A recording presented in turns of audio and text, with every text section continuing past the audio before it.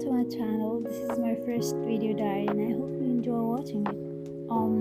I really wanted to share more about my experience in Baku, especially like the food, cafes, and the city's beautiful history. But since this is my first diary and I'm still getting comfortable with voice words and storytelling, for now, I hope you enjoy these little moments from my trip.